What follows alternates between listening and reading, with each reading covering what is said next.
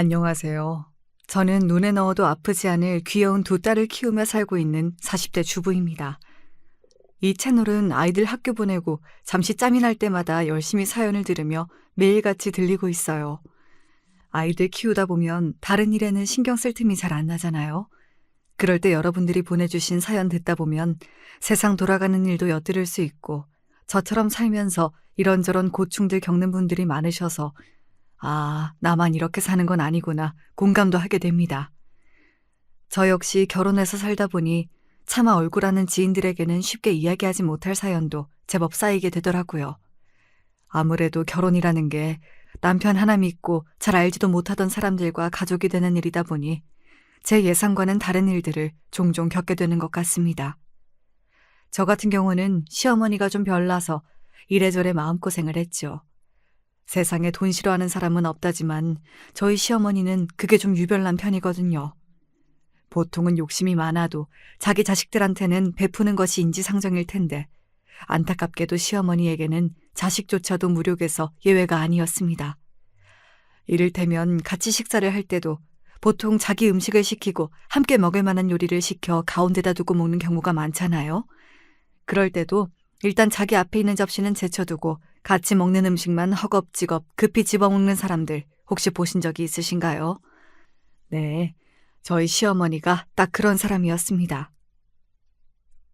유미 아빠, 어머님 자꾸 저러시는 거 우리끼리 있을 때는 그러려니 해도 애들도 같이 있는데 저러시는 건 좀 보기 그렇지 않아? 어머님 그러시는 거 짠하지 않은 건 아닌데 솔직히 애들이 보고 배울까 봐 겁나. 저 양반 저러시는 게 어디 하루 이틀 일도 아니고 안 보고 살면 살았지 당신 돌아가시기 전에 바뀔 일이 있겠어? 남편 말이 틀린 건 아니지요. 지금껏 해온 게 있는데 쉽게 바뀌겠습니까? 그렇지만 그렇다고 창피한 마음이 사라지는 건 아니었어요. 시집와서 겪게 된 저도 이 정도인데 남편은 오죽하겠어요. 심지어 저희 결혼할 때 상견례 식사 자리에서도 저러시는 바람에 저와 남편이 저희 부모님 앞에서 어찌나 얼굴이 화끈거리던지요. 내가 상견례 끝나고 나서 집에 돌아가서 얼마나 화를 냈는지 몰라. 우리 식구끼리 있을 때야 아, 이런 집안에 태어난 게 내 팔자려니 포기하고 살았을지 몰라도 일생에 단 한 번뿐인 상견례잖아. 나를 자식으로 귀하게 여긴다면 그 몇 시간 제 본성 누르는 게 그렇게나 힘이 들 일이야? 도대체 나를 사돈댁을 어떻게 생각하면 그런 행동을 해? 내 부모지만 정말 지긋지긋하다 나도. 상견례 후에 수치심에 제 앞에서 울면서 남편이 했던 말입니다. 평생 부모가 저런 꼴을 보였으면 그건 얼마나 마음에 상처 입을 일이 많았겠습니까? 저로서는 살면서 상상도 할 수 없었던 문제로 속이 골마버린 남편을 보면서 너무나도 안쓰러웠습니다. 이 사람 상처 잘 보듬어가며 우리 집에서만큼은 이런 일로 마음 다칠 일이 없도록 해줘야겠다고 굳은 다짐을 했었습니다. 그러다 보니 뭐 사소한 거 하나만 있어도 매번 돈 해대는 시어머니 때문에 결혼하고 나서 스트레스 받을 일이 적지 않았습니다. 신혼여행에 다녀와서만도 그래요. 저희 딴에는 그래도 큰 행사 치르고 여러모로 고생하셨을 가족분들 생각한다고 여행지에서 건강식품으로 유명한 것들을 제법 좋은 값 치르고 사와서 빠짐없이 나눠드렸습니다.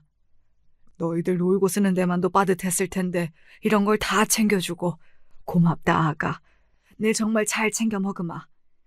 아버님, 별건 아니지만 이게 골다공증 예방에 그렇게 좋대요. 어머님이랑 매일 빠지지 말고 하나씩 꼭 챙겨 드세요. 오냐 오냐. 흐뭇하게 웃는 시아버지 옆으로 또 뭐가 불만인지 시어머니가 뚱한 표정을 감추지도 않고 앉아 있었습니다. 어른이시라는 분이 정말이지 이해가 가지 않을 정도로 제 감정 숨기기에 재주가 없는 분이셨습니다. 다들 고맙다며 감사 인사를 하고 있는데 시어머니 혼자 볼멘 소리를 했습니다. 이런 거 한 알 먹는다고 있던 병이 사라지는 것도 아니고 줄 거면 그냥 돈으로 주던가. 그 말에 일동당황해 제 눈치를 보기 시작했습니다. 본인들에게야 뭐 일상이라지만 새 식구가 들어온 참이었으니까요. 시아버지가 당황해 시어머니를 꾸짖었습니다. 이 사람이 귀한 선물을 받았으면 응당 고맙다는 소리가 먼저 나와야지. 새아기 보는데 이게 무슨 주태야? 아니, 내가 뭐 틀린 소리 한 것도 아니고. 주세요. 남편이 싸늘한 목소리로 말했습니다. 평생 이런 일을 겪고도 모자라 상견례에서의 창피부터 그날의 일까지 제 앞에서 보이기 싫은 꼴이란 꼴은 다 보이는 제 어머니를 남편도 더는 참아줄 수가 없었던 모양입니다. 저야 어머니 같은 사람의 자식으로 태어났으니 그간 서럽고 억울해도 이게 내 운명이려니 하고 참고 또 참았지만 새 사람 들어온 데서까지 창피한 줄 모르는 사람 더는 참아줄 생각 없습니다. 그렇게 불만이시면 도로 내놓으세요. 화가 나서 몰아붙이는 남편을 보자 그제야 상황이 심상치 않게 돌아가나 싶었는지 시어머니 기세가 꺾였습니다. 그 와중에도 제가 드린 선물이 욕심은 나는 모양인지 행여나 남편에게 선물을 도로 빼앗길까봐 품에 착 끌어안는 행색에 기가 막혀 헛웃음이 나올 지경이었습니다. 아니, 그렇다고 뭘 줬던 걸 도로 뺏는다고. 제 아내 하는 꼴에 시아버지도 여간 당황하신 게 아니었는지 목덜미까지 새빨개지셨습니다. 결혼식 이후 이 집 식구가 되고 나서 처음으로 시댁 식구들에게 기분 좋게 인사하는 자리가 될 줄 알았던 저도 기분이 썩 좋을 수가 없었죠. 아가, 정말 미안하구나. 내가 그렇게 주의를 주는데도 천송이라는 게 참 어쩔 수가 없는 모양인지 새 식구한테 정말 못 보일 꼴을 보였구나. 미안하다, 아가.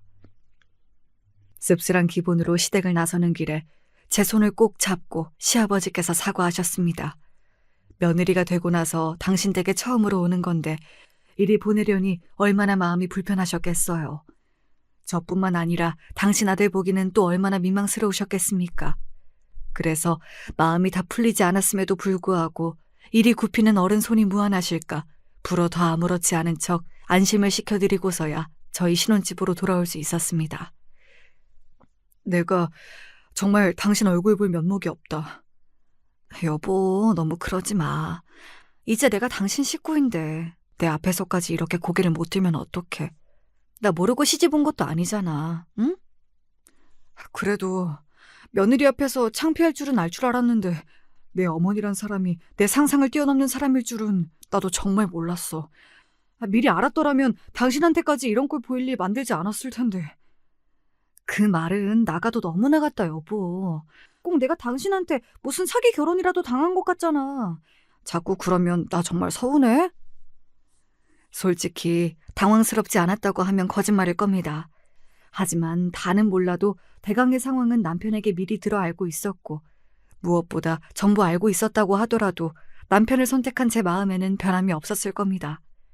이 사람과 결혼하기로 한 것은 오로지 제 선택이니 내키지 않다 하더라도 그 선택으로부터 부수적으로 따라오는 것들 또한 제가 마땅히 감당해야 한다고 생각했습니다.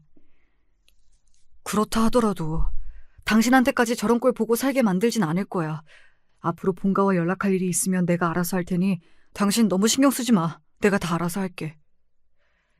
여기까지 들으시면 자기 체면 좀 상하게 한다고 저희 남편이 모친에게 너무 모질게 구는 것이 아닌가 하고 생각하실지도 모르겠어요. 하지만 저희 남편이 저렇게까지 자기 어머니한테 정을 뗀 것은 비단 저런 이유만은 아니었습니다.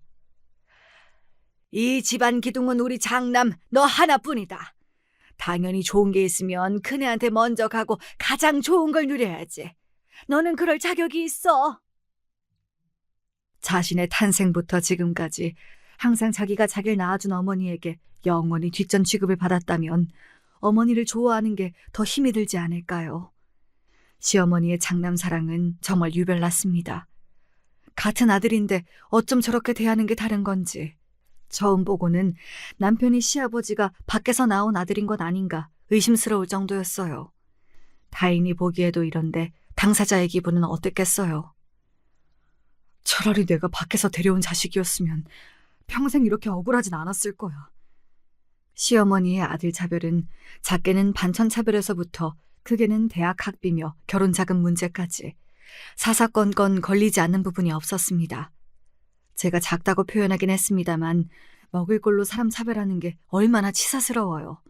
그걸 평생을 삼시세끼 밥상머리에서 매번 당했을 남편을 생각하면 정말이지 남편이 비뚤어지게 자라지 않은 것만으로도 남편에게 감사할 지경입니다.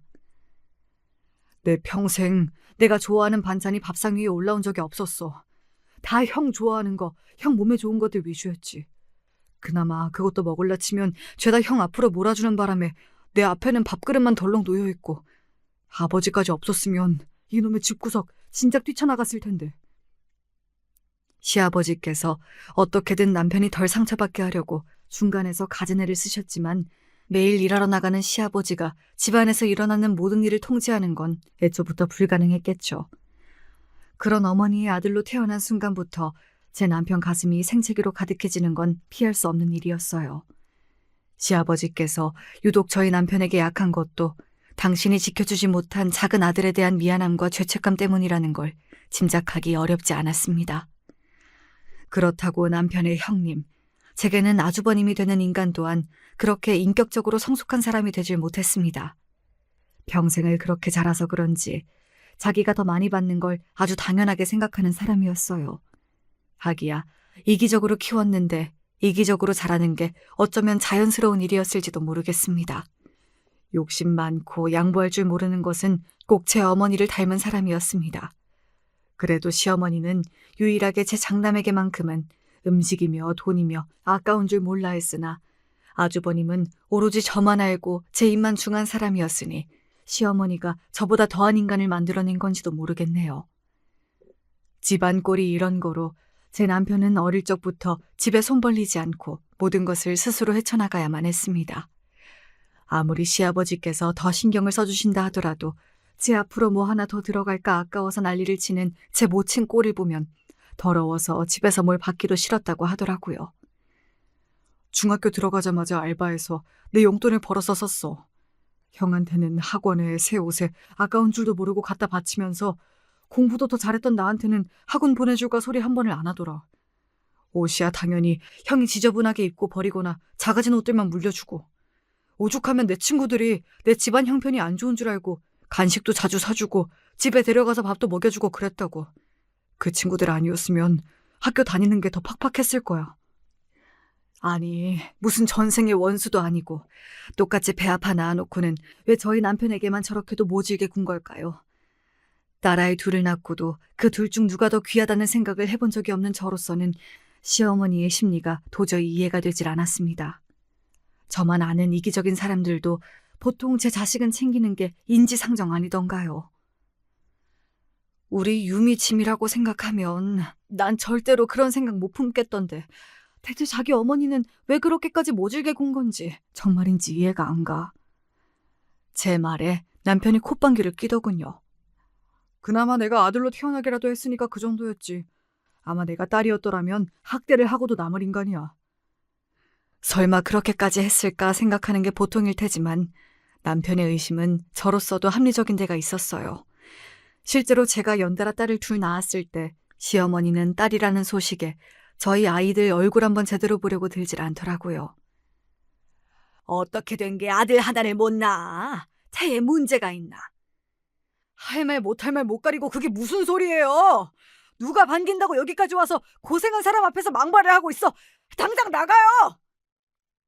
제가 둘째 낳고 시어머니에게 들었던 소리입니다. 그동안도 시어머니에게 별 정이 있진 않았습니다만 시어머니에게 오만정이 다 떨어졌던 결정적인 계기이기도 하죠. 저야 그러려니 넘겨준다 치더라도 저 고약한 성미에 저희 귀한 딸내미들까지 상처받게 만들 생각은 없었습니다. 본인도 반기지 않는다는데 제 귀한 아이들 얼굴 보여줄 생각은 눈꼽만치도 없었기에 그 이후로 시댁에도 발길을 뚝 끊었습니다. 그러자 아쉬워진 건 시아버지뿐이었어요. 아주버님이야 뭐 본인 동생도 사람 취급 안 하는데 조카라고 예뻐했겠습니까? 시어머니야 말할 것도 없고 그 집구석에서 손자 구경하지 못해 안달이 난 사람이야 시아버지밖에 없었습니다.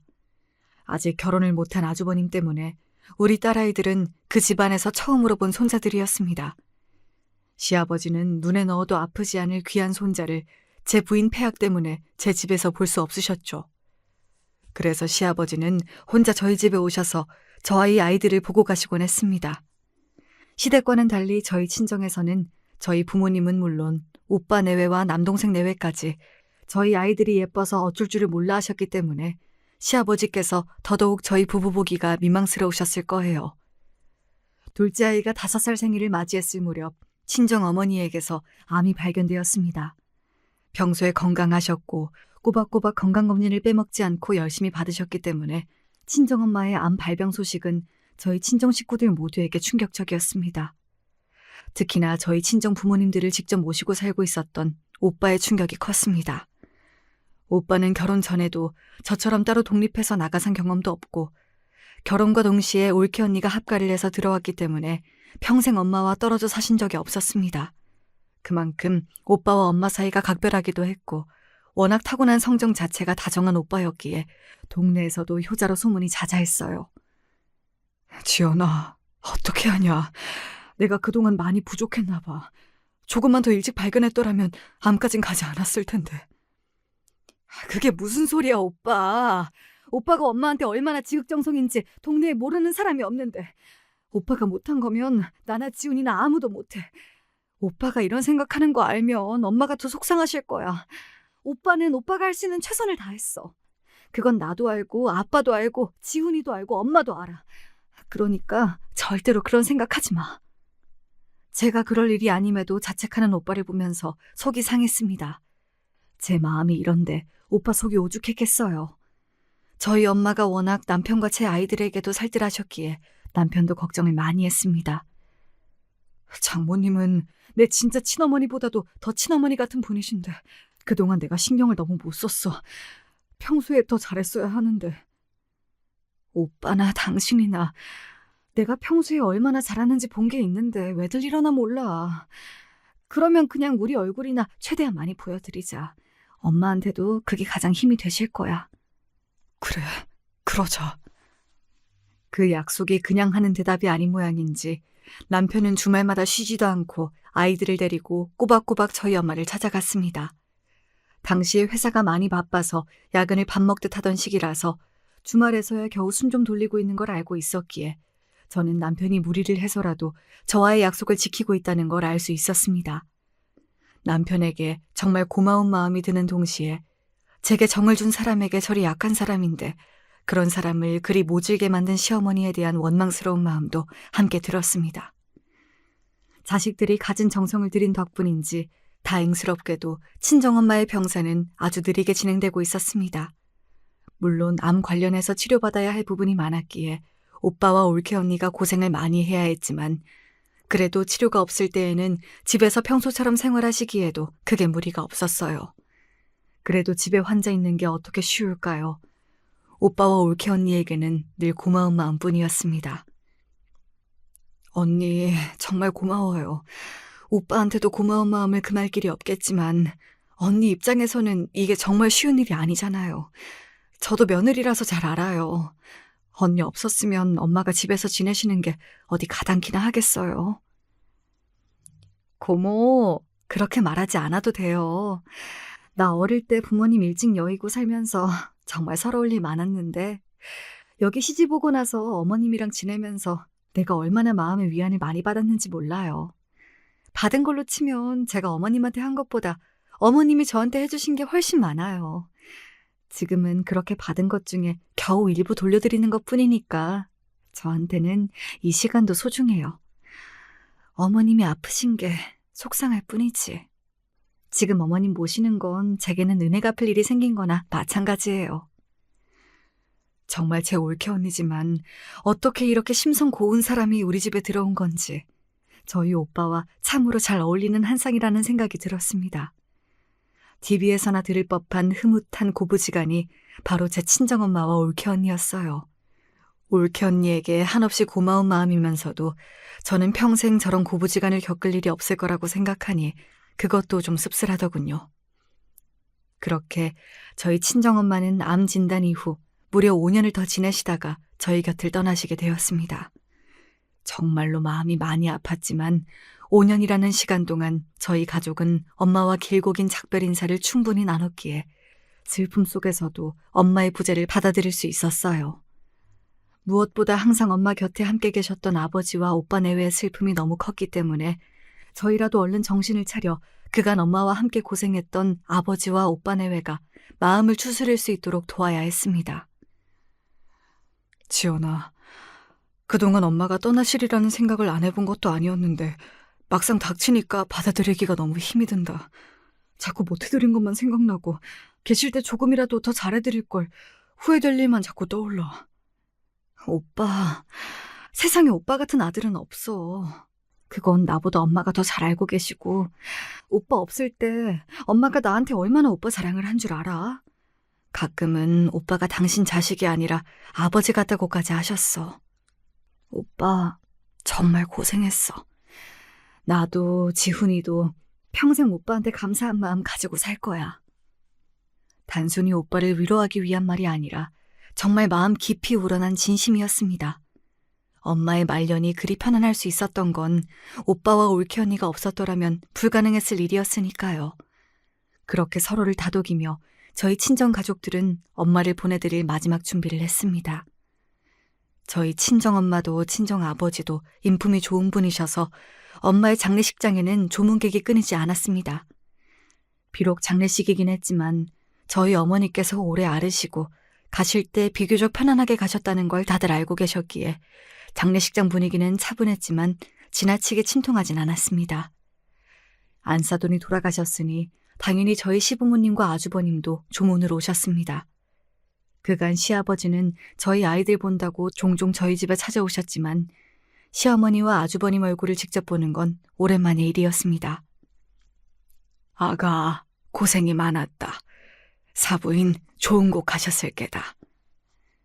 시아버지께서 제 손을 잡고 위로의 말씀을 하시는 와중에도 시어머니는 장례식장 안을 두리번 살피시더군요.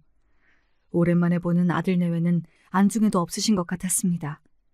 오늘 같은 날 괜한 일 만들고 싶지 않은 마음에 저도 애써 못 본 척했습니다. 그렇게 저희 친정 식구 모두에게 위로의 말씀을 전하고 돌아서는 시아버지 뒤를 따르며 시어머니가 중얼거리는 소리가 제 귀를 스치고 지나갔습니다. 보기보다는 돈이 있는 집안인가? 가는 마당에 뭔 돈을 이리 쓰고. 그 소리에 남편 눈이 휙 돌아갔습니다. 저는 혹여나 저희 친정 식구 귀에 그 소리가 들어갔을까 싶어 퍼뜩 주위를 둘러보았어요. 그러다 저희 친정 오빠와 눈이 딱 마주쳤습니다. 친정 오빠는 제 귀를 의심하는 표정이었습니다. 아무렴 오빠의 상식으로는 사돈댁 장례식장에서 상상조차 할 수 없는 소리가 아닐 테니 제 귀를 의심하는 것도 무리는 아니었겠죠. 저는 엄마와 저희 친정 식구들에게 미안해서 고개조차 제대로 들 수가 없었습니다. 뭐 저런 인간이 다 있습니까? 그 소리 장례식장 안에서 참고 누르는 게 그렇게 못할 짓입니까? 이쯤 되니 시험이란 인간이 도저히 인간같이 느껴지지가 않았습니다. 진짜 당장이라도 제 치모를 잡돌이할 기세인 남편을 겨우 막아서고 고개를 휘저었습니다. 더 이상 저 사람 때문에 엄마 가시는 길에 분란을 만들고 싶지 않았습니다. 남편도 제 마음을 알았는지 애써 화를 꾹 눌러 참는 게 보였습니다. 뒤늦게 상황을 파악한 시아버지가 자리에도 채 앉지 못하고 황급히 시어머니를 끌고 장례식장 밖으로 나가는 것이 보였어요. 그 와중에도 아주버님은 제 부모가 허둥지둥 장례식장을 빠져나가든 말든 신경도 쓰지 않고 멀뚱히 서 있기만 하더라고요. 참 한결같은 모자지간이었습니다. 여보, 내가 정말 미안해. 내가 정말로 가만두지 않을게. 그러니까 여보, 나중에. 나 오늘만큼은 당신 어머니 얘기하고 싶지 않아. 결혼 이후 제가 남편 어머니 관련해 아예 화제를 끊어버리기는 그때가 처음이었습니다. 그동안 제 어머니 때문에 남편이 제게 얼마나 미안해하는지 모르지 않았으니까요. 그걸 알면서도 엄마 장례식 날까지 도저히 시모를 입에 올리고 싶지가 않았어요. 그런 제 모습을 보고 남편도 그만 입을 다물었습니다. 후에 시아버지께서 시어머니 대신 사과의 뜻을 전하려고 전화를 걸어오셨을 때도 아무런 대꾸도 하지 않았습니다. 저도 정말 지칠 대로 지쳤던 모양입니다. 그렇게 친정어머니를 떠나내고 한동안 모든 친정 식구들이 많이 힘들어했습니다. 특히 평생의 반려를 잃으신 아버지께서 엄마 가시고 나서 급격히 기운을 잃으셨습니다. 저희 부모님은 사이가 정말 좋으셨거든요. 가끔 투닥투닥 다투시는 일이 있어도 절대 싸우는 소리가 부모님 방문 밖을 빠져나오는 일이 없었고 40년 가까이 함께 하시면서도 항상 서로를 존중하셨습니다. 어릴 적에는 우리 엄마 아빠처럼만 살 수 있다면야 일찍 결혼하는 것도 나쁠 것 없겠다는 생각을 자연스럽게 할 정도였으니까요. 실제로 저희 3남매 모두 또래보다 조금 이르게 결혼을 한 것도 부모님 영향이 컸을 거예요. 오빠, 엄마 가시고 아빠가 너무 기운이 없으셔서 걱정이야.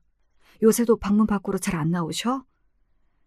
너랑 집사람이 자꾸 밖으로 모시고 나가려고 해도 영 그럴 기분이 안 나시는 모양인지 처음엔 우리가 너무 걱정하는 것 같으니까 억지로라도 따라 나오려고 하시더니 요새는 그것도 쉽지 않으신가 봐.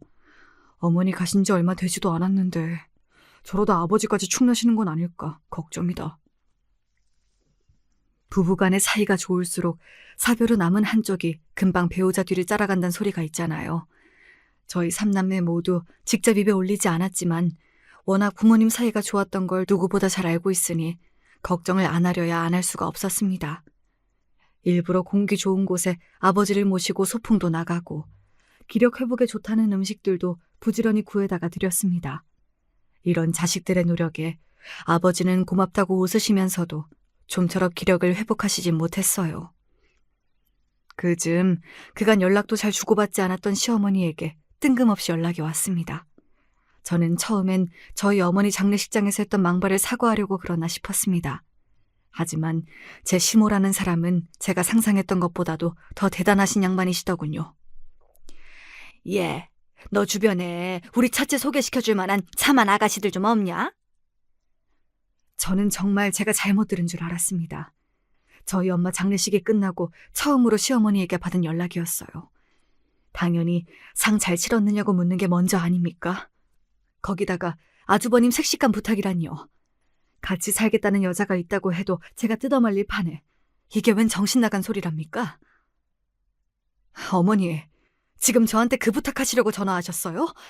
제가 저희 엄마 장례식장에서 어머님 하신 소리를 똑똑히 기억하는데 정말 할 말이 그것뿐이에요? 어머니 사람이 도대체 어떻게 그래요? 저랑 저희 친정 식구들한테 사과를 해도 모자랄 판에 진짜 어머니는 어떻게 되신 분인지 모르겠네요. 이런 얘기 듣고 싶지 않으니까 연락하지 마세요. 소리를 버럭 지르고는 전화를 끊어버렸습니다.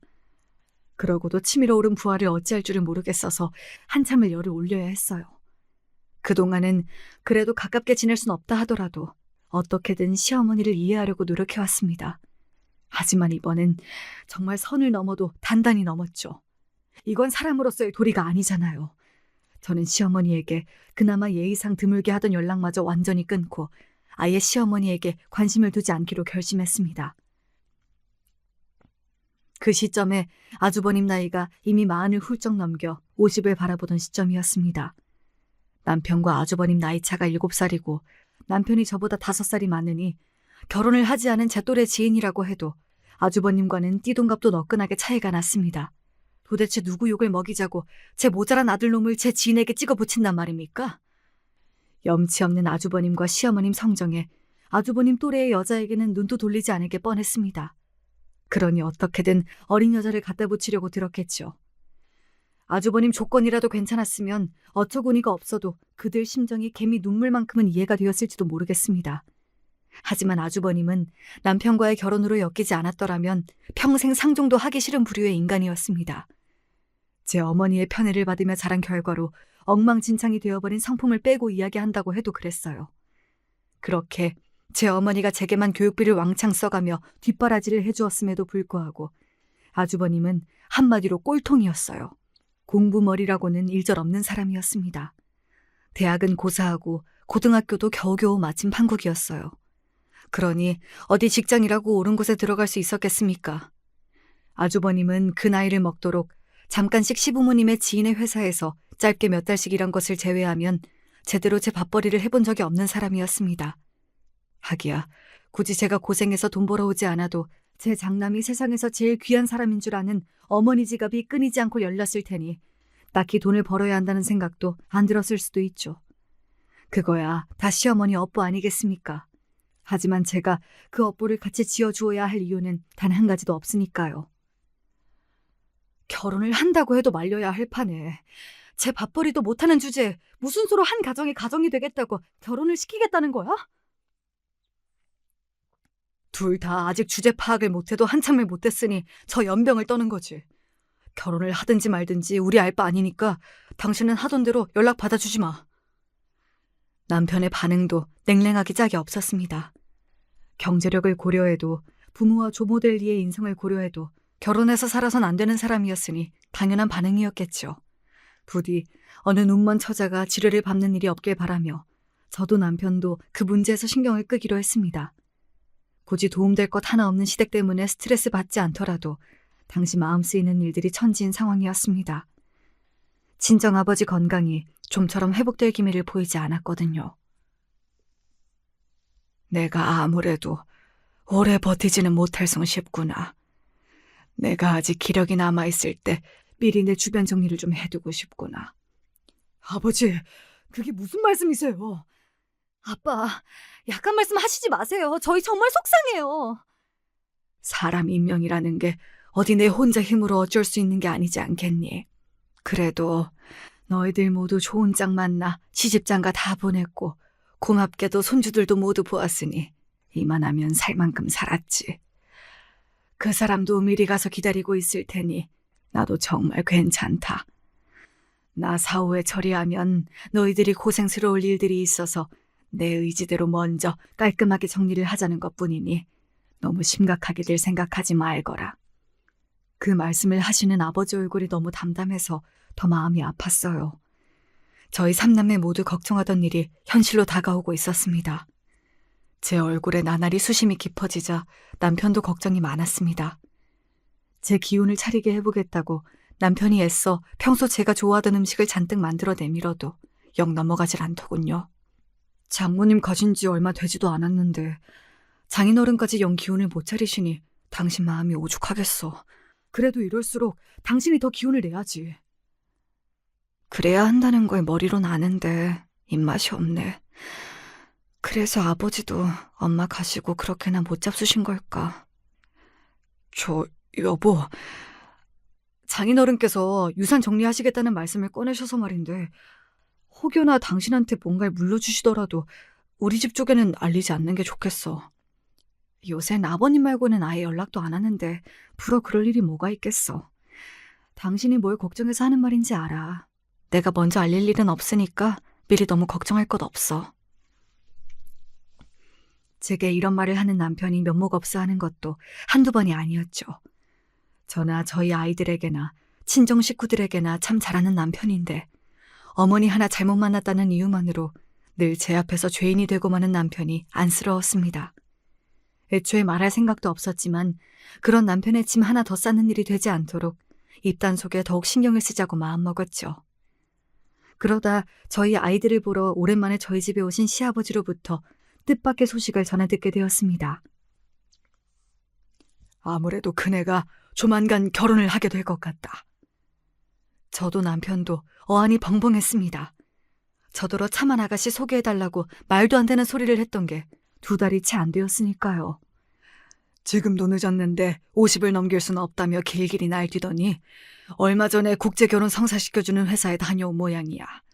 아가씨가 베트남 사람이라고 하던데 첫째가 사진 보더니 마음에 든다고 그러더구나. 조만간에 둘이서 베트남에 가서 최종 결정을 할 모양이더라. 기가 막혀서 입이 떡 벌어졌습니다. 그 베트남 아가씨를 며느리로 맡겠다고 시어머니가 또 얼마나 헛돈을 썼을지 생각하니 어처구니가 없더라고요. 남편이 금세 나리선 목소리로 물었어요. 제 가정 부양할 능력도 안 되는 놈을 덜컥 결혼만 시켜서 대체 뭘 어쩔 생각이래요? 남의 집 귀한 딸 신세 망치려고 작정을 하지 않고서야. 시아버지 표정도 무한하게 짝이 없었습니다. 어디 한 군데 내세울 데 없는 제 모자란 아들이 결국 이런 식의 결혼을 하게 되니 그러지 않기가 더 힘들었겠죠. 나도 대체 그 둘 머릿속에 뭐가 들었는지 궁금하다. 애초에 나는 반대했었어. 지금까지야 저 혼자니까 그렇다 쳐도 앞으로 가정까지 있는 다 늙은 놈 뒷바라지 해줄 생각 없다고도 분명히 얘기했고 소개비도 네 어머니가 또 따로 꿍쳐놓은 돈이 있는지 웬일로 나한테 돈 내놓으라는 소리도 없었고 어차피 본인이 다 알아서 할 테니 회방이나 놓지 말라고 하더구나. 이쯤 되니 나도 뭘 더 어찌해야 할지도 모르겠구나. 할 수만 있다면 그 베트남 아가씨에게 도망가라고 소리라도 지르고 싶었습니다. 아무리 형편이 안 좋아도 아주버님은 아니었어요. 결혼을 하든 말든 우리 알 바 아니에요. 염치 없이 우리 식구한테 손 벌릴 생각이나 하지 말라고 하세요. 그거야 당연하지. 너 지금까지 고생한 것만도 내가 면이 안 서는데 너희 불편한 일 생기는 일만은 없도록 나도 단속을 할 테니 아가, 너는 걱정하지 마라. 걱정하지 말래도 걱정이 되는 건 어쩔 수 없었습니다. 그러고 그 다음 주에 정말로 시어머니와 아주버님은 베트남으로 출국했습니다. 이제 누구도 반기지 않는 결혼이 목돈으로 다가온 셈이었죠. 하지만 시댁 중 일에는 신경 쓸 겨를이 없었습니다. 저희 삼남매에게 재산 분할을 모두 마치시자마자 아버지 건강이 급속도로 나빠지기 시작했습니다. 마치 모든 것이 정리되기만을 기다렸다는 듯한 타이밍이었습니다. 엄마 떠나신 지 얼마 되지 않아 아버지까지 절이 되시자 저희 삼남매는 정말 견뎌내기가 힘들었어요.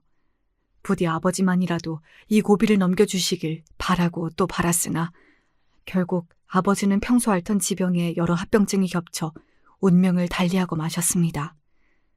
의학적인 소견은 저러했으나 저희 가족 중 아버지가 떠나신 것이 어머니를 먼저 보내신 후 얻은 마음의 병 때문이라는 것을 모르는 사람은 아무도 없었어요. 그렇게 저는 같은 해에 양친을 모두 잃게 되었습니다. 나이를 먹을 만큼 먹었는데도 부모를 잃은 슬픔과 허전함은 어쩔 수가 없는 노릇이더군요. 슬아이 딸아이까지 둘이나 있음에도 세상 천지 혼자 던져진 고아 같은 기분이 드는 것은 제가 어떻게 할 수 있는 게 아니었습니다. 그나마 제 걱정에 곁에서 떨어질 줄 모르는 남편과 착한 두 아이들, 그리고 함께 고생한 오빠 내외와 동생 내외가 없었더라면 정말 이 슬픔을 이겨낼 수 없었을 거예요. 장례를 마치고 생각해보니 일주일에 한두 번 찾아가는 저도 아버지, 어머니 아위는 모습을 볼 때마다 그리 마음이 아팠는데 부모님을 끝까지 모셨던 오빠와 올케 언니의 상실감이 어떨지 상상이 가지 않았습니다. 그동안 아프신 두 분 모신다고 그 두 사람도 참으로 가진 고생이 많았겠죠. 그 생각을 하니 조금은 기운을 차려 자리를 털고 일어날 수 있었습니다. 그 두 사람에게 뭐라도 해주지 않고는 못 견디겠다는 생각이 들었거든요. 오빠, 이번 주 주말에 언니 모시고 우리 집에 와. 내가 언니랑 오빠 좋아하는 거 많이 해줄게. 너 아직 기운도 못 차렸는데 그게 무슨 소리야. 그럴 시간 있으면 너나 좋은 거 챙겨 먹고 푹 좀 쉬어. 나 이제 괜찮아. 그리고 고생을 해도 오빠랑 올케 언니가 더 했지. 내가 너무 고마워서 뭐라도 안 해주면 견딜 수가 없을 것 같아서 그래. 그러니까 꼭 와. 알았지? 그렇게 오랜만에 집으로 오빠 내외를 초대했어요. 제가 간만에 실력 발휘를 하겠다고 두 팔을 걷어붙이고 기운찬 모습을 보이자 남편과 아이들도 신이 나서 적극적으로 저를 거들기 시작했습니다. 그때 갑자기 초인종이 울렸어요. 약속 시간보다 한참 이른 시간인데 벌써 오빠 내외가 왔나 싶어 인터폰도 보지 않고 달려나가 현관문을 벌컥 열었습니다. 그러나 문 밖에 있던 사람들은 제가 기다리던 사람들이 아니었습니다. 뭘 그렇게 멀뚱히 보고 서 있어? 들어가게 좀 비켜봐라. 시어머니와 아주버님이었습니다. 결혼 초반에 집들이에 초대한 이후로 계속 사이가 틀어졌으니 저희 집 방문은 거의 처음이다시피 했습니다. 제가 얼이 빠져있는 사이에 둘이 들어오란 소리도 안 했는데 집 안으로 척척 걸어 들어갔습니다. 형님 벌써 오셨어? 아니, 여기 무슨 일로 왔어요? 반갑게 말하던 남편이 불청객의 정체에 금세 목소리가 날카로워졌습니다. 시모는 잠시 남편 눈치를 보는 듯 했으나 이내 눈길을 피하고는 저를 똑바로 쳐다보더니 말하더군요. 너희 아버지한테 유산 꽤나 받았다며? 그렇게 큰일이 있는데 어른들한테 말씀도 안 드려? 기가 찼습니다. 지금 그것 때문에 득달같이 제 못난 큰아들까지 달고 제 집으로 달려왔다는 겁니까? 그게 어머니하고 무슨 상관이 있다고요. 저한테 그런 말 해야 할 의무 같은 건 없습니다. 이제 부모님 다 돌아가셨으면 우리가 네 유일한 부모인데 어떻게 그런 의무가 없어? 이 고얀 것! 미쳤어요? 애들도 있는데 어디서 행패야 행패가! 남편이 기겁을 하고 소리쳤지만 이미 제 것도 아닌 돈에 눈이 먼 시모 귀에는 들리지 않는 모양이었습니다. 너 큰애 결혼한다는 소식은 들었지? 너 얘 신혼집 좀 해줘야겠다. 하도 말 같지도 않은 소리를 들으니 저나 제 남편이나 그만 고장이 난 모양이었습니다. 말문이 턱 막혀 대꾸를 못하고 있으니 시어머니가 기막힌 소리를 줄줄 늘어놓더군요. 유산을 5억이나 받아놓고도 입 싹 씻을 생각을 하다니. 부모 다 떠나고 나니 정말로 본데가 없어진 건지. 그 베트남 계집애가 분가시켜주지 않으면 시집을 안 오겠다며 생대를 부리고 있으니 뭐 어쩌겠니. 내가 품고 살고 싶어도 집을 구해줘야지. 그걸 내가 왜 구해줘요? 내가 내 아버지, 내 부모한테 받은 건데 왜 당신이랑 데크나들한테 그 돈을 써? 이 거지 같은 것들아! 제가 이성을 잃고 소리를 지르니 시어머니가 저도 발끈해서 소리를 질러댔습니다. 우리 집 호적에 올라왔으니 네 돈이 내 돈이지. 너 이제 고아야. 부모도 없는 것 한울타리에 넣어줬으면 예 알겠습니다 하고 얌전히 굴 일이지. 어디서 우리 큰아들 앞에서 버릇없이 큰 소리를 쳐! 그 말에 남편 눈이 횟가닥 돌아버렸습니다. 인간 같지도 않은 것들이 어디서 행패야! 나 당신 같은 어미 둔 적 없으니 당장 내 집에서 꺼져! 그 말을 끝으로 남편이 시모와 제 형님을 거의 집어 던지듯 문 밖으로 내던져 쫓아내버렸습니다. 그 와중에도 제 어미 뒤에 숨어 멀뚱히 그 개소리를 듣고 있던 형님이라는 놈을 한 대 걷어 차버리고 싶었어요. 저는 그만 그간의 서름이 모두 폭발해서 그 자리에 주저앉아 엉엉 울어버렸습니다. 한참을 울어도 제가 그칠 기미를 보이지 않자 남편이 식은땀을 흘리며 당황했습니다. 그때 다시 초인종이 울렸어요. 제가 기다리던 오빠 내외였습니다. 지연아, 이게 대체 무슨 일이야? 오빠. 제가 오빠를 보고 다시 터진 서름에 엉엉 울어젖히자 오빠도 사태가 심상치 않다 싶었나 봅니다. 오빠의 계속된 추궁에 결국 저는 시모와 있었던 일들을 한풀이하듯 두서없이 풀어놓기 시작했습니다. 짐작은 했지만 생각보다 더 심한 상황에 오빠 얼굴이 점점 굳어져 갔습니다. 그 옆에선 남편은 송구함에 몸둘 바를 몰라 했습니다. 오늘은 그동안 고생한 언니 오빠한테 감사해서 대접을 하려고 했는데 오히려 못 볼 꼴만 잔뜩 보게 했네. 미안해 오빠. 미안해요 언니. 무슨 그런 소리를 해요. 고모, 우린 괜찮으니까 신경 쓰지 말아요. 그래 지연아.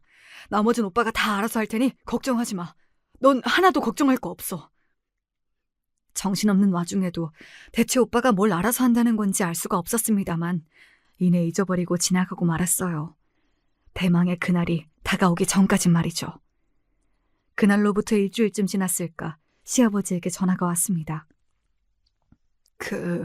시집 온다는 베트남 아가씨가 다음 주에 인사를 온다고 하는데 그래도 너희한테 알려는 주는 게 맞는 것 같아서 굳이 오진 않아도 된다.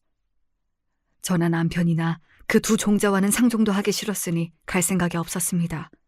그런데 뜻밖의 오빠로부터 연락이 왔어요. 너희 시댁에서 그 베트남 며느리 인사 온다고 안 그러든? 그걸 오빠가 어떻게 알았어? 그럴 일이 있다. 그날 나도 너희 내외랑 좀 같이 가자.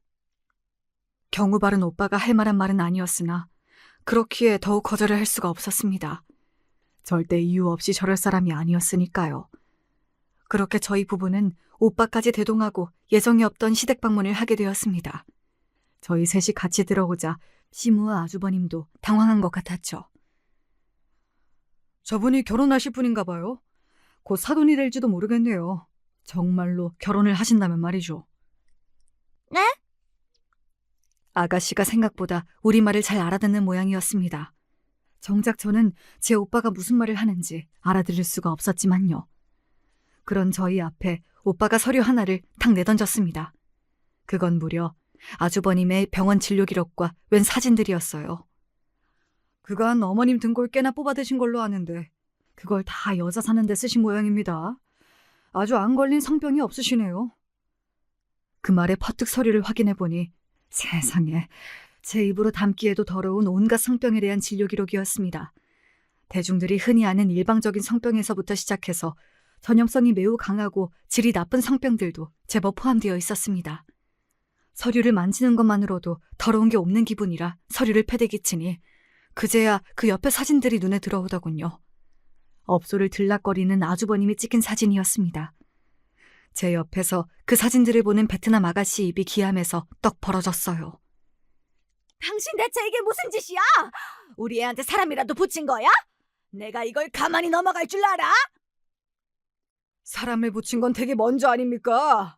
대체 우리 집안 유산 얘기를 어떻게 한 건가 했더니 내 동생한테서 유산 뺏으려고 심부름센터 사람까지 고용한 건 그쪽이 먼저입니다. 분노에 소리치는 오빠 말에 심장이 멎는 것 같았습니다. 그러고 보니 대체 시모가 어떻게 제가 유산 받은 걸 안 건지 의아했어요. 주변에 아무도 말 옮길 사람이 없었으니까요. 하다 제 며느리 돈 뺏겠다고 사람까지 쓰다니 저건 사람이 아니라 악귀다 싶더군요. 고소를 하려거든 어디 해보세요. 증거는 우리 쪽이야말로 차고 넘치니까. 감히 내 동생을 이따위로 대하고도 우리 어머니 장례식에서 그런 망발을 내뱉고도 그쪽이야말로 두 다리 뻗고 살 수 있을 줄 알았습니까? 시어머니와 아주버님 얼굴이 새하얗게 질렸습니다. 그때 베트남 아가씨가 불쑥 튀어나와 아주버님 뺨을 갈겼어요. 이 더러운 놈! 병 있다는 소리 안 했잖아! 나 너 같은 더러운 놈이랑 결혼 못해! 눈이 뒤집어져서 발악하는 베트남 아가씨 기세에 모자가 혼비백산했습니다. 더 보지 않아도 이 결혼이 파토난 걸 알 수 있었죠. 지연아, 가자! 아직 정신도 못 차린 저를 오빠가 손을 붙들고 끌고 나갔습니다. 여전히 제 등 뒤에서는 모자와 베트남 아가씨가 벌인 소란에 시끌시끌했습니다. 이윽고 그 소리가 잦아들 만큼 멀어지고 나서야 오빠의 설명을 들을 수 있었습니다. 오빠가 너무 일을 벌여놔서 미안해. 그런데 너한테 그런 소리를 듣고도 도저히 그냥 넘어갈 수가 없었어. 우리 오빠가 심부름센터 사람을 고용해서 사람 뒷조사를 하다니 상상도 할 수 없는 일이었습니다. 발이 안으로 굽어서인지 잘못됐단 생각보다 오빠가 오죽했으면 그랬을까 싶은 생각이 먼저 들었어요. 아니야. 나 이 집 시집 오고 나서 이렇게 속이 시원했던 적이 없었어. 다 오빠 덕이야. 잘했어, 오빠. 그 말은 진심이었습니다. 그러고 나서야 정말로 그 지긋지긋한 두 인간과의 연이 완전히 끊어졌거든요. 남편 형놈의 결혼은 당연히 깨졌습니다. 그 베트남 아가씨가 파혼의 전적인 원인이 놈 탓이라고 소개업체에 난리를 친 탓에 모든 일체의 비용과 위약금을 놈과 시모가 대야 했습니다. 시아버지와 시모는 결국 별거를 시작했습니다. 위약금 물어달라며 우는 소리를 하는 시모를 보고 이 인간은 죽을 때까지 바뀌지 않겠구나. 시아버지도 그제야 완전히 시모를 포기한 거죠. 시아버지가 제 큰아들도 꼴보기 싫다며 같이 쫓아낸 덕에 그 둘은 단칸방 하나 얻어 좁아 터진 방에서 서로 죽이네 살리네 공상을 떨며 살고 있다고 하네요. 내 진작 이리 했어야 할걸. 내가 미련해 너와 네 식구까지 힘들게 만들었구나. 그 둘한테는 너희 둘한테 손 벌리려고 하면 저번 일까지 합쳐서 소송 건다고 으름장을 놓았으니 아마 다신 너희한테 못 나타날 게다. 그 말에 지레 겁을 집어먹은 건지 몰라도 정말로 그 이후로 그 둘에게서는 아무런 소식도 듣지 못했습니다. 오빠에게 후의 일을 전하자 그저 담담하게 이렇게만 말하더군요. 그래, 그렇게라도 네 앞에 나타나지 않게 됐다니 나는 그거면 됐다. 남편은 비록 저와 오빠에게 고개도 못 들 정도로 미안해하긴 했으나 지긋지긋하던 제 모친과 형이 완전히 남이 되었다는 것만큼은 만족스러워하는 것 같았습니다. 저 역시 저보다는 남편이 상처가 많았을 테니 남편이 그걸로 됐다면 저도 마찬가지입니다. 시모와 남편의 형에게는 일말의 미안함도 없습니다. 잘못한 그네들도 제게 미안해하거나 사과하지 않는데 피해자인 제가 그래야 할 이유는 없겠죠. 그렇게 저희 가정은 비로소 평화를 찾을 수 있었습니다. 사람이 참아주는 것도 정도껏이어야지요. 감당이 되지 않는 악연은 제 노력으로 어떻게 해볼 수 있는 게 아니라는 걸. 더 속이 썩기 전에 일찌감치 정리하는 게 정신건강에 이롭다는 것을 배웠습니다. 어떻게 제 사연 듣고 속이 좀 풀리셨을까요? 긴 이야기 함께 해주셔서 감사드려요.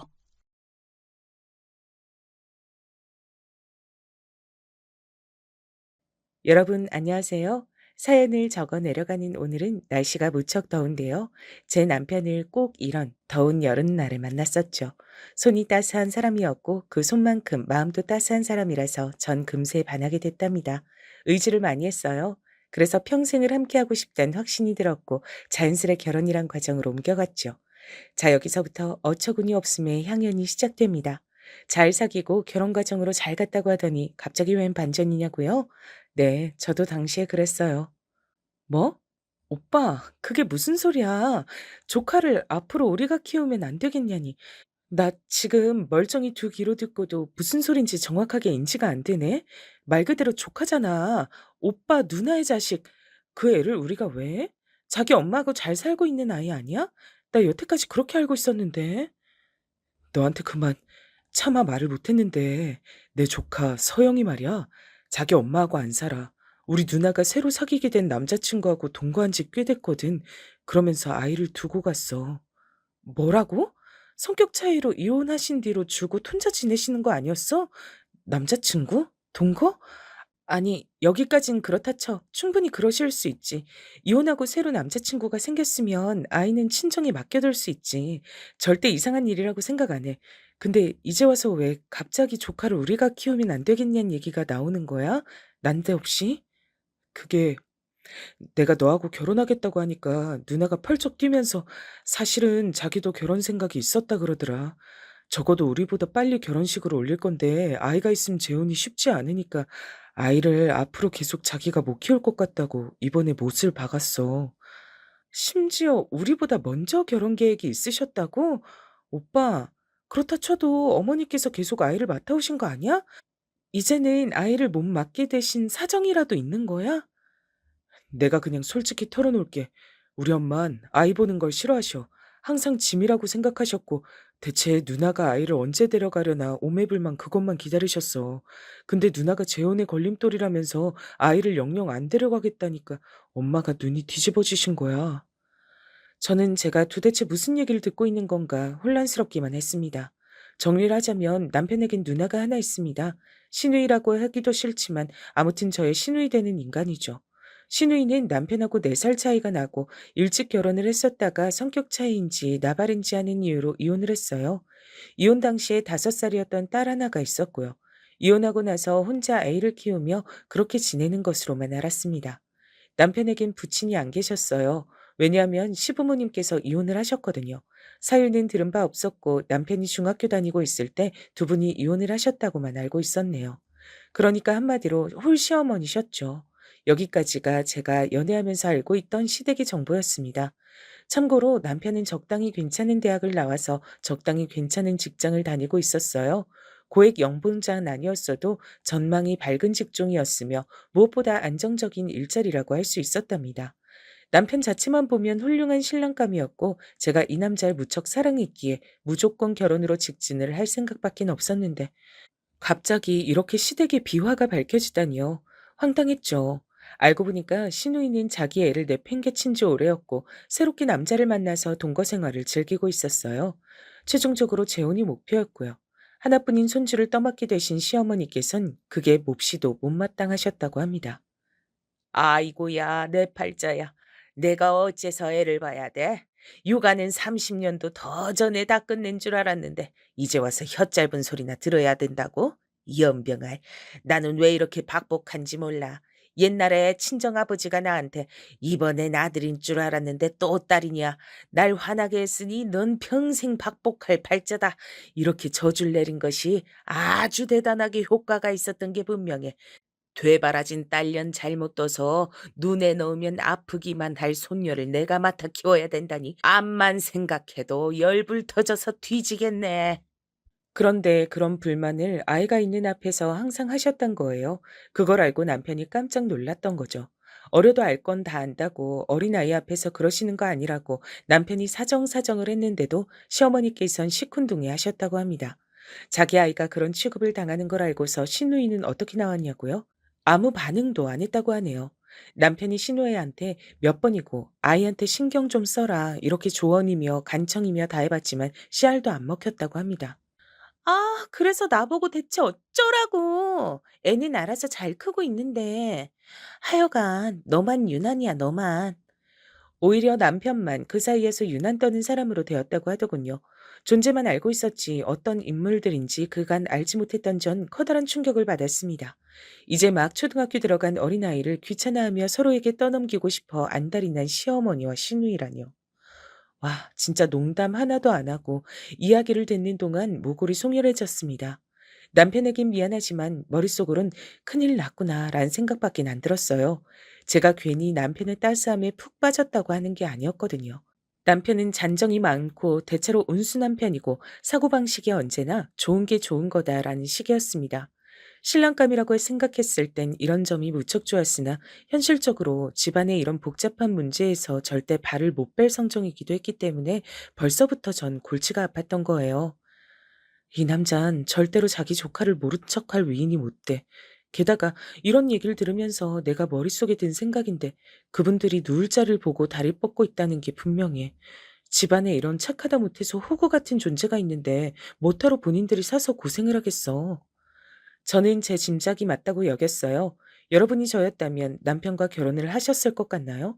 결혼하자마자 시조카를 도맡아 키우고 자기 친딸을 내팽개친 시누이와 한없이 자기 중심적이며 손해보는 것을 싫어하는 시어머니를 시댁 식구로 두면서 그렇게 사실 것 같나요? 제가 사실은 인터넷에 한번 익명으로 이런 상황을 나눈 적이 있었어요. 그랬는데 반응들이 난리가 났었습니다. 결혼하라고 하는 의견은 하나도 없었고요. 무조건 파혼해야 되고 시어머니와 시누이도 문제지만 근본적으로 휘둘리고 사는 남자가 문제라면서 절대 평생을 약속하면 안 된다고 다들 난리도 아니었습니다. 심지어는 이딴 걸 고민이라고 올리고 있으니까 자기 무덤 스스로 파는 여자들의 계보가 끊이질 않는 거라며 절 욕하는 사람들도 있었어요. 그걸 보고 심장이 막 쿵쾅쿵쾅 뛰어대서 글을 얼른 삭제했었죠. 저는 남편을 사랑했기 때문에 솔직히 말해서 남들이 뭐라고 하든 상황을 다 감싸주며 결혼을 하고 싶은 생각이 당시엔 있었습니다. 그러나 걸림돌이 있었죠. 결혼은 시댁만 끼어드는 게 아니잖아요. 네, 맞습니다. 바로 제 친정이었죠. 뭐야? 재혼 때문에 그게 욕심이 나서 자기 친자식을 외면해? 게다가 자기 하나뿐인 어린 손녀를 키우기가 싫어서 이제 장가드는 아들에게 떠넘기려 한다고? 모전 여전이네. 세상에 천지에 그런 천박한 집안은 내가 또 처음 보는구나. 민정아, 나는 너를 그런 집안으론 시집 못 보낸다. 차라리 평생 나하고 네 엄마 곁에서 꼭 붙어 살지 그러냐. 굳이 왜 그런 곳하고 연을 맺으려 해. 남들은 가진 수를 써서라도 피할 수 있다면 피하고 싶은 집안일 텐데 부디 어리석은 선택은 하지 마라. 아버지께서 그렇게 말씀하실 줄 알았어요. 되도록 그 집안 사정을 순화해서 표현을 한다고 해봤지만 아버지께선 역시 딱 그렇게 꿰뚫어 보시네요. 아버지, 저도 머리로는 이 결혼 안 해야 된다고 생각하는데 가슴으론 그 사람 저버리기가 힘들어요. 저 그 사람 많이 사랑하나 봐요. 친정 아버지께서 단호하게 반대 의사를 밝히셨을 때 전 그 앞에서 못나게도 눈물을 보였었죠. 옆에선 엄마께서 차마 말씀도 못 얹으시고 한숨만 푹푹 내쉬고 계셨습니다. 제 친정이 아주 넉넉한 형편은 아니었으나 그런대로 괜찮게 사는 수준이었어요. 우여곡절도 있었죠. 제가 초등학교를 들어가기 직전 친정 부모님께서 아주 절친하게 지내오셨던 지인 부부를 위해 보증을 잘못 서셨다가 빚더미에 앉으셨거든요. 그 당사자들은 이미 야반도주를 한 지 오래였고 친정 부모님께선 애가 끓는 심정으로 차라리 그만 살까 이런 얘기도 많이 하셨었습니다. 어린 나이에도 전 그런 분위기를 다 읽었고 언제든지 부모님께서 이 세상을 떠나실 수도 있다고 생각했었기에 효녀처럼 굴려고 엄청나게 노력했었어요. 학교에서 힘든 일이 있어도 매번 집에 와선 해맑게 웃었죠. 누가 시키지도 않았는데 집안일을 도맡아서 했고 남동생을 돌보는 것도 제가 다 했습니다. 나이보다 이렇게 철이 들어버렸어요. 양가 친척들은 절 향해서 집안 사정은 어려워졌어도 여긴 첫째가 의젓하니 다행이다 이렇게 말을 해주셨죠. 저는 제가 그런 칭찬을 들으면 들을수록 부모님께서 그만 살고 싶어 하시던 마음을 접게 될 거라고 여겼어요. 그래서 무엇이든 열심히 했답니다. 착하고 의젓하고 똑똑하고 슬기롭다는 그런 칭찬을 받고 싶어서 환장한 아이였어요. 자라면서 제가 그래도 보람을 계속 느꼈던 것은 엄마께서 마음씨가 따뜻한 분이셨기 때문입니다. 한때나마 토끼 같은 자식들을 두고 그만 살고 싶어 하셨던 걸 후회하신 것인지 저희 남매를 애달프게 보실 때가 많았고 시간이 흐를수록 더욱 굳건해져만 가셨던 분이셨죠. 그런 친정엄마를 보며 저도 열심히 따라갔죠. 내가 더 노력하면 돼. 부모님 속을 썩이지 않는 딸이 되면 우리 가족에게 도움되는 길일 거야.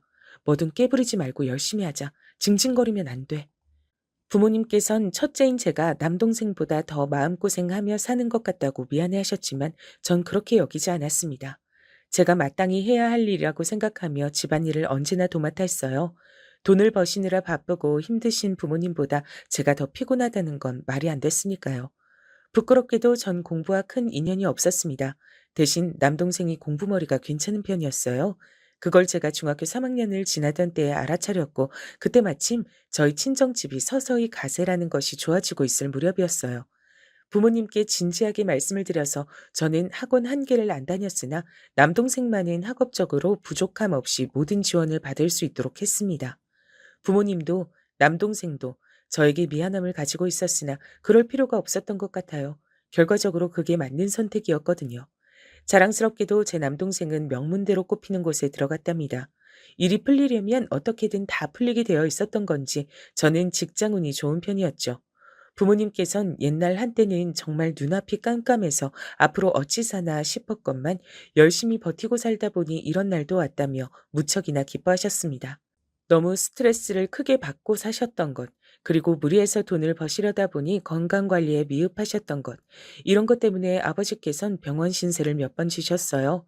남동생이 탄탄한 중견기업에 들어간 뒤였기 때문에 병원비 쪽으로 걱정은 안 됐지만, 이러다 갑자기 건강이 확 나빠질까봐 그게 걱정이 되더군요. 아무리 나이가 들었어도 사회인이어도 부모님이 떠나실까봐 두렵다는 것은 쉽사리 사라지지가 않더라고요. 그래서 제가 개인적으로 너무 힘든 일이 생겼을 때 친정집에는 말을 하지 못했어요. 강박적으로 효녀가 되어야 한다는 그 사명감이 아직도 절 사로잡고 있는 모양이었습니다. 그 힘든 시기에 만났던 사람이 남편이었으니 제가 어떻게 남편의 손을 쉽게 놓을 수 있었겠나요? 분명 연애할 때까지만 해도 부모님께선 결혼 찬성이라고 그러셨던 분들이었기 때문에 더욱더 친정 부모님의 태도 변화가, 그 냉정한 반대가 미치게 속상했습니다. 이런 저를 향해서 남동생은 쓴소리를 날렸었죠. 누나가 지금 생각 잘못하고 있는 거야. 진짜로 속상한 사람은 누나가 아니라 우리 부모님이야. 밖에 나가서 길 가는 사람 아무나 붙잡고 물어봐라. 이런 상황에서 자식 결혼을 반대 안 할 사람이 있는가 없는가. 열이면 열, 전부 다 반대할 거야. 반대하실 상황이라는 걸 누가 몰라서 이러는 줄 알아? 나도 알아. 아니까 더 속상한 거잖아. 이러지도 못하겠고 저러지도 못하겠어. 그러니까 너까지 나를 더 머리 아프게 만들지 마. 누나는 나한테 그냥 누나일 뿐만 아니라 어릴 땐 마치 엄마 같은 존재였어. 누나가 나 삼시세끼 밥도 다 차려줬었잖아. 내가 이 다음에 커서 누나한테 은혜 다 갚아줘야겠다는 생각으로 공부 더 열심히 했던 사람인데, 이런 내가 누나가 불행한 결혼을 하겠다는 걸 그저 두고만 봐야겠어? 지금 감정이 앞서서 사리분별이 안 되는 모양인데 이 결혼 하겠다는 거 진짜 바보 같은 짓이야. 남동생이 그렇게까지 말을 하니까 결혼에 대한 자신이 없어지더라고요. 친정 식구들의 반대를 뒤로하고 결혼해봤자 행복할 수 있을까 싶었고요. 특히 엄마께서 이렇게 말씀하셨을 때 제가 숙연해지고 말았습니다. 상황이 어떻든 조건이 어떻든 나는 웬만하면 우리 민정이 뜻을 존중해주고 싶어. 우리 딸이 얼마나 현명한지 내가 너무 잘 아니까. 근데 결혼하자마자 시조카 맡아서 키우게 될지 모른다니까 그건 너무 힘들어 배서 선뜻 이 결혼을 하라고 응원해 주기가 망설여지는구나. 사랑하는 엄마의 눈에서 눈물이 나게 할 순 없었습니다. 저는 그런 불효녀가 될 수 없어서 대신 사랑하는 남자의 눈에서 눈물이 나는 걸 볼 수밖에 없었던 거예요. 결국은 파혼을 했어요. 결혼 약속 다 해놓고 이런저런 결혼 생활에 계획까지 다 짜놓고 그래놓고 헤어졌습니다. 식장 들어가기 전까진 모르는 것이라던 어른들의 말씀, 그거 정말 맞더라고요. 남편은 저를 향해 미안하다고 거듭 사과를 했어요. 진작 집안 얘기를 자세히 밝히지 못했던 건 자기가 비겁했기 때문이라고 하더군요. 아니야, 나는 오빠 잘못이라고 생각하지 않아. 그냥 상황이 어려운 것뿐이야. 남편을 위로해 주었던 제 말은 진심이었습니다. 대관절 착한 남편이 뭐가 잘못일까 싶었네요. 헤어지고 나서 저는 더 좋은 직장으로 이직을 하면서 이사까지 했었죠. 더 잘 살게 될 줄 알았었는데 몇 개월 뒤 직장 내부 사정이 어려워졌습니다. 설상가상 저는 억울한 일에 휘말려서 스트레스를 엄청 받게 됐고요. 결국 반강제로 이뤄진 퇴사를 했고, 설상가상으로 친정 아버지께서 한 차례 편찬 의식기까지 해서 심적으로 너무 힘들게 지낼 때 남편과 재회를 했습니다. 추운 겨울날 버스 정류장에서 마주쳤어요. 하필 저는 그날따라 출애했는데 남편은 아주 차림새가 번듯하고도 근사했죠. 너무 창피해서 도망치고 말았답니다. 그날 밤에 남편에게서 연락이 왔을 때 고민하다가 못 이긴 척 연락을 받았어요. 남편은 정말로 그간 잘 지냈더라고요. 그 사이 승진을 한 것이죠. 남편은 잘난 척을 하려고 저에게 근황을 알려준 게 아니었어요. 저와 다시 잘해보고 싶은 마음에 그런 사실을 알려준 것이었습니다. 게다가 승진보다 놀라운 소식이 있었어요. 우리 누나 있잖아. 사귀던 남자하고 헤어졌어. 뭐? 그 남자하고 재혼하신다던 거 아니었어? 근데 헤어진 거야, 완전히? 완전히 끝났고 벌써 반년 가까이 돼가는 일이야. 그래서 누나가 조카를 직접 키우면서 지내. 시누이의 재혼이 완전히 없던 일이 되었고 시댁에선 시어머니와 함께 시조카를 키우고 있는 모양이었습니다. 일이 이렇게 풀리다니 너무나도 잘된 일이었죠. 그래서 여전히 저밖에 없다고 하는 남편에게 흔들렸고 이번엔 친정 식구들도 반대를 하지 않았습니다. 이제는 더 이상 건강 문제로 우릴 놀래키지 않을 줄로 알았는데 이번에 네 아버지 그렇게 또 병원 신세 지셨던 걸 봐라. 사람 일은 어떻게 될지 모르는 거나 싶어. 크게 욕심부리지 않고 네가 결혼해서 얼른 잘 사는 모습이나 보는 게 인생의 소소한 행복이 아닐까 싶다. 친정엄마께선 눈물을 글썽거리며 말씀하셨습니다. 아버지께서 또 한 차례 편찮으셨던 일로 마음이 너무 쓰이신 모양이었죠. 저는 이렇게 된 이상 남편과 결혼해서 행복하게 사는 모습을 보여드리는 게 최고라는 생각을 했습니다. 남동생이 저희 부부를 위해 당시 최신형이었던 냉장고와 세탁기를 사주었어요. 톱스타가 TV 광고를 하는 제품들이었는데 시누이가 보자마자 한마디 하더라고요. 와, 이런 건 진짜 부잣집들이나 쓰는 거 아닌가? 난 TV에서만 봤지 실제로 이렇게 좋은 걸 쓰는 집은 처음 봤네. 제 동생이 하나뿐인 누나 결혼한답시고 무리를 좀 했어요. 너무 고맙고 미안하더라고요.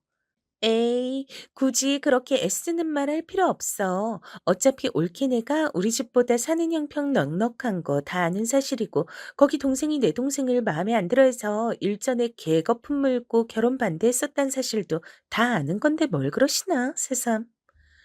신혼집의 냉장고를 마구 열어보며 뒤적거리는 시누이의 언행에 제가 얼이 빠졌습니다. 아예 싸우자고 시비를 걸어오는 건가 싶었어요. 근데 시누이가 혼자 놀러 왔던 게 아니라 아이를 데려온 것이었기 때문에 제가 꾹 참은 것이었죠.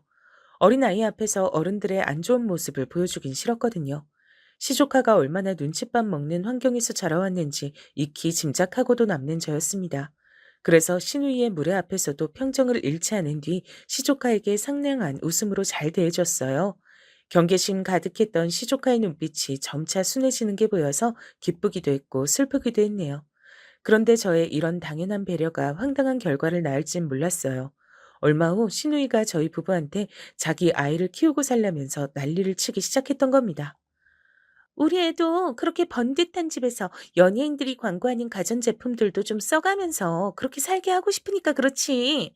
난 앞으로 사회생활도 열심히 해야 되고 재혼도 해야 돼서 무척이나 바쁜 몸이야. 착하고 너그러운 우리 동생 부부가 열심히 아이 좀 키워줄 거라고 믿을게. 정말 미친 거 아니냐는 소리만 제 입에서 나왔습니다. 시누이의 막무가내식 태도에 남편이 머리를 짚었죠. 시누이가 그렇게 나오는데 그럼 시어머니께선 대체 뭘 하고 계셨는지 궁금하시죠? 시누이보다 오히려 한술, 아니 두 술을 더 뜨셨습니다. 내가 평생 얼마나 개고생만 하고 살아왔는데 아직도 저렇게나 철이 없는 딸년도 모자라서 귀찮아 죽겠는 어린 손녀까지 왜 내가 떠안고 살아야 되니? 이건 너무 말이 안 되고 불공평하지. 어머마, 너도 내 말이 맞다고 생각하지? 그치? 제가 머리에 총을 맞지 않는 이상 그 말이 맞다고 생각할 리가 없었죠. 어쨌거나 시누이와 시조카는 당신의 딸이자 손녀인데 무슨 생판 남을 맡긴 것도 아니지만 왜 그러시는지 알 길이 없었어요. 시어머니께서 열심히 돈을 버셔서 두 사람을 먹여 살리고 계셨다면 또 모를까 그것도 아니었으니까요. 남편이 진작부터 시어머니께 다달이 20만 원을 드리고 있었고요. 제가 결혼하고 나서 추궁을 해본 결과 평소에는 20만 원이지만 무슨 일이 있거나 하면 50만 원이라든지 그렇게 훨씬 더 드리고 있었더군요. 그리고 시누이가 아르바이트인지 아님 다른 것일지 모를 작은 일을 내서 얼마간 돈을 벌고 있었습니다. 시조카한테 들어가는 양육비는 그 친부가 다달이 얼마씩 보내주고 있는 것으로 전 분명 그렇게 알았고요. 무엇보다 시어머니께선 작은 집이나마 들고 계셨으니 심적으로 든든하셔야 맞는 법이었어요. 그러나 세상에서 당신이 가장 불행하고 힘들고 처절하게 살고 있다고 주장하셨습니다. 엄마, 그래도 엄마하고 누나하고 다 있는데 서영이를 왜 저희가 키워요? 그건 아니죠. 제가 결혼하더라도 서영이를 저한테 떠넘길 생각 없다고 하시면서 큰 소리 치셨던 게 엄마셨잖아요. 제가 서영이 키우고 싶다고 말을 해도 허락 안 하실 거라고 그러셨잖아요. 그런데 누나를 나무라시긴커녕 엄마가 더 하세요. 아이고, 머리야. 우리 아들이 엄마를 원망하는구나. 이 엄마 보고 차라리 죽지 그러냐면서 모진 말을 다 뱉는구나. 그래, 내가 다 죽어야지. 우리 아들한테 저런 소리 들을 바에는 죽는 게 낫지. 네? 제가 언제 그런 소리를 했다고 엄만 자꾸만. 신우이를 뛰어넘는 막무가내식 배째라가 시어머니셨습니다.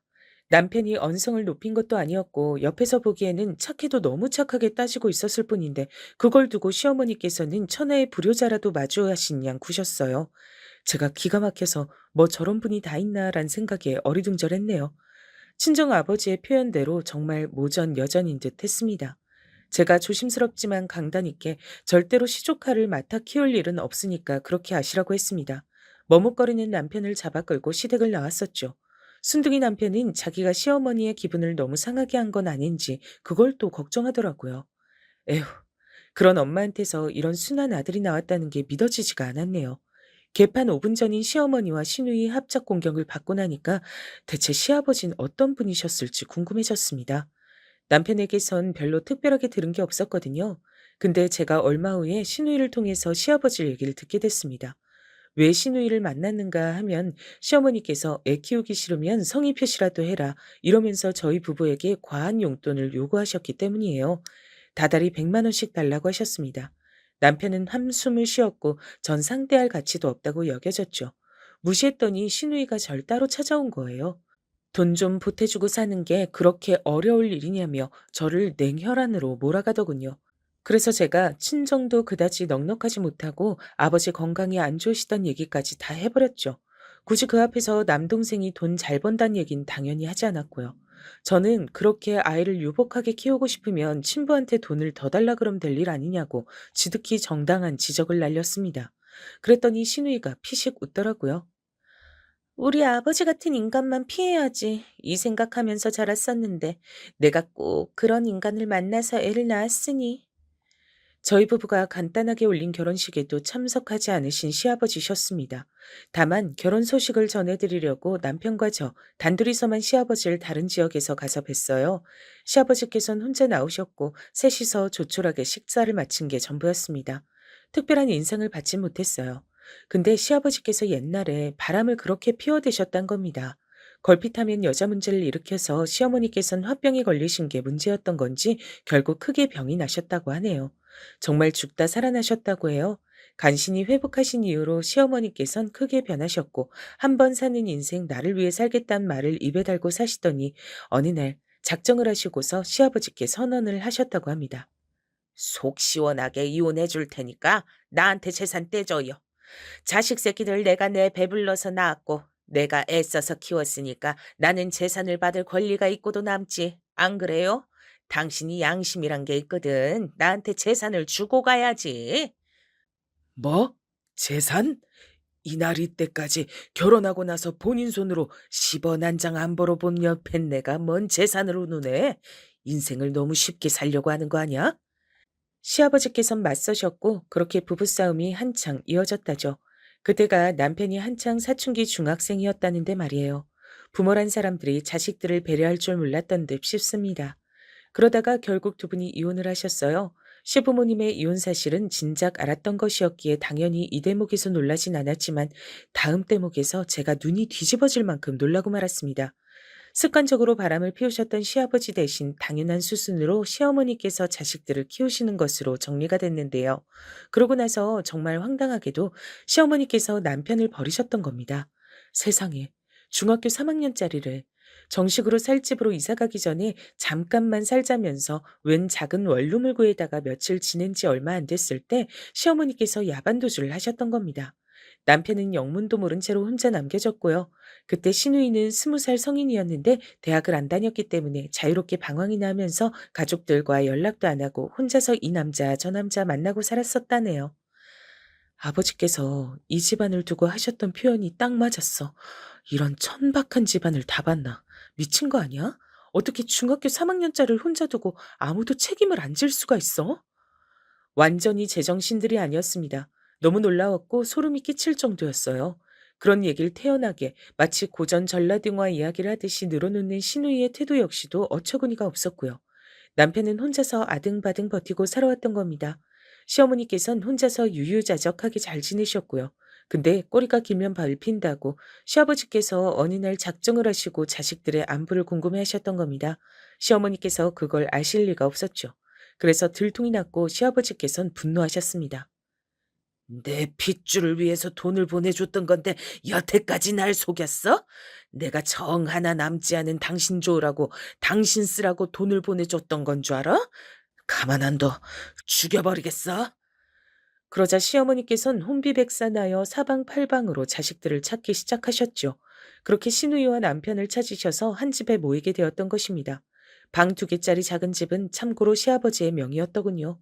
저는 그 이야기를 듣기 전까진 당연히 시어머니의 집인 줄 알았건만 그게 아니었던 겁니다. 어찌저찌 가족이 모였는데 그러자마자 시누이는 대뜸 결혼시켜달라 그랬다네요. 결혼하겠다고 난리를 쳐서 그때 시아버지께서 돈을 좀 보태주셨다고 합니다. 그걸로 시누이가 결혼을 한 것이었던 거예요. 당시에는 남편이 사회 초년생이었는데 이런 동생의 돈을 시누이가 뜯어갔습니다. 차라리 벼룩의 간을 빼먹지. 근데 그 모습을 보면서 시어머니께선 아, 내가 앞으로 내 아들한테 빨대를 꽂고 살면 되겠구나 하는 깨달음을 얻으셨던 겁니다. 아주 미쳐 돌아가는 집이었어요. 시댁의 비화를 알게 된 전 남편에게 따지듯이 물었습니다. 어째서 이토록 정신이 나간 모친과 눈알 저버리지 않으냐고요. 보살인 것도 정도가 있잖아요. 왜 자식된 도리, 동생으로서의 도리를 유지하고 지내는지 이해가 가질 않았습니다. 그랬더니 남편이 씁쓸한 얼굴로 이런 말을 하더라고요. 모르겠어, 나도. 바보 같고 등신 같단 소리를 들어도 솔직히 할 말 없다고 생각해. 하지만 핏줄이잖아. 엄만 날 세상에 태어나게 해주신 분이잖아. 날 버리고 떠나셨을 땐 세상이 무너지는 줄 알았고 가슴속에 증오만 가득했었어. 하지만 시간을 넣어 다시 엄마랑 함께하게 됐을 때 깨달은 점은 그건 증오였을 뿐만 아니라 애정이 동반된 애증이었단 사실이야. 어쨌든 엄마하고 아버지가 내 부모님이란 것, 인생에 도움 하나 안 되지만 누나가 유일한 내 형제란 것, 그 사실이 나를 올가매는 것 같아. 혼자인 건 너무나도 외롭거든. 그걸 겪어봤기에 나는 잘 알아. 그리고 나는 내 조카 서영이가 너무 불쌍해. 옛날에 내가 그랬듯이 서영이도 외로움이 뭔지 배우고 있는 것 같아서 자꾸 마음이 쓰이고 외면이 안 돼. 하나뿐인 내 친족하잖아. 남편이 제 앞에서 고개를 떨구는 것도 마음에 안 들었고 남편의 얘기에 어느새 공감이 가고 있는 제 자신도 마음에 안 들었습니다. 파혼했던 시절 그때에도 전 남편 하나만 보고서 결혼을 하려고 했던 사람이니 그저 아무것도 신경 쓰지 말고 남편만 생각하자며 이런 결심으로 애써 마음을 다잡았네요. 사람 골 때리게 하는 시댁과는 별로 연결고리는 만들고 싶지 않아서 제가 거리를 좀 뒀습니다. 시어머니께서 허구한 날 연락을 해대시며 백화점 가고 싶다, 가방 가지고 싶다, 며느리가 나들이 시켜줬으면 좋겠다 이런 바람을 내비치셨으나 대꾸도 안 해드렸습니다. 연락도 잘 안 받았고요. 제가 좋아서 저와 잘 지내고 싶으셔서 그러시는 것 같지도 않더라고요. 이렇게 어영부영 지내다 보면 별로 신경 쓸 일 없이 결혼 생활을 해나갈 수 있지 않을까 싶었던 어느 날이었습니다. 시누이가 집을 나갔어요. 짐을 싹 챙겨서 사라졌더군요. 너무 황당했는데 더 황당한 건 저희 부부에게 보인 시어머니의 반응이었습니다. 그 연병할 것이 새로 남자 생겼다고 지난달부터 떠들어댈 때 표정이 묘한 것을 내가 심심치 않게 여기긴 했었지. 설마 그래도 자기 새끼를 두고 잠적이 날까 싶어서 가만뒀는데 결국 이 사다를 내는구나. 우라질. 괜히 낳은 딸년 때문에 내가 평생을 머리가 아프네. 내가 이런 지경인데 어떻게 남겨진 손녀를 잘 돌볼 수가 있겠니? 너희 둘이서 어떻게 좀 해봐라. 뭐라고요? 어떻게 친손녀한테 그러실 수가 있어요? 여태까지 한 집에서 같이 살아온 어린 손녀한테 일말의 정도 없으신 건가요? 정으로 키우기엔 세상이 너무 냉정하구나. 너희가 못 키우겠다고 한다면 내가 키우기야 하겠지만 그럴 경우엔 매달 적어도 100만 원 이상씩은 너희가 꼭 보내줘야 내가 차질 없이 애를 키울 수가 있어. 애를 정으로 키우니 돈으로 키우지? 이런 말씀까진 안 드리려고 했는데 어머님 어머님이 직접 돈 버시면 되잖아요. 뭐가 문제예요? 돈 없다, 돈 없다 노래를 그렇게 부르시면서 왜 직접 돈은 안 버시는 거예요? 사지 멀쩡하신데? 이, 이, 이 천하에 싸가지 없는 것이 우리 효자 아들이 너랑 결혼하겠다고 강하게 나오지만 않았어도 내가 널 진작에 반대했어. 이거 사. 딱 보니까 넌 처음부터 기세가 세 보이고 재수가 없어 보였지. 반대 같은 소리 하지 마세요. 저희 결혼할 때 땡전 한 푼 안 보태주신 분이 무슨 반대를 하시나요? 이제 보니 네가 아주 웃기는 콩떡이었구나. 내가 바로 우리 아들을 낳고 기른 사람이야. 내가 엄마야. 사랑으로 길러놨는데 당연히 반대할 권리가 있었지. 사랑이요? 중학생 아들을 버리고 혼자 살겠다고 도망가셨던 분이 웬 사랑이요? 그리고 어머님, 말씀 이상하게 하시네요. 조금 전까지만 해도 아이는 돈으로 기르는 거라고 하셨잖아요. 돈이 가장 중요한 거잖아요. 저희 결혼식에 돈을 안 보태주셨으니까 당연히 하실 말씀이 아무것도 없어야 맞는 거죠. 아, 아이고야, 내 머리야, 내 뒷목, 아이고야, 나 죽네, 나 죽어. 아들, 이러다 엄마 죽는다. 열받은 제가 다다다 쏘아대자 시어머니께선 갑자기 뒷목을 잡고 쓰러지는 신용을 하셨습니다. 제 눈에는 가짜라는 게 보였는데 남편은 그래도 자기 엄마랍시고 시어머니를 챙기더군요. 도저히 대화가 안 통하는 막무가내식 태도를 오랜만에 느끼자 제 머리야말로 너무나도 아프게 지끈거렸습니다. 남편은 옆에서 시어머니를 부축하며 제발 어린아이의 입장에서 생각해달라는 둥 감정에 호소하고 있었죠. 제가 보기엔 씨알도 안 먹힐 것 같았지만요. 그런 제 눈에 방문 뒤편에 숨어서 이야기를 다 듣고 있던 시조카의 모습이 들어오고 말았습니다. 그 모습에 안쓰러움을 느꼈고 이런 개 같은 상황 자체에 대한 분노가 끌어올랐던 것 같아요. 결국 저는 시조카를 데리고 와버렸습니다. 남편이 저의 결정에 깜짝 놀랐고 친정 식구들도 이야기를 듣고서는 기함했으나 제 걱정 때문에 아이를 키우는 것을 싫어하는 것이지 아이 자체만 놓고 본다면 시어머니보다 저희 부부가 맞는 것이 훨씬 낫다는 것을 다들 속으론 알고 있는 듯 했어요.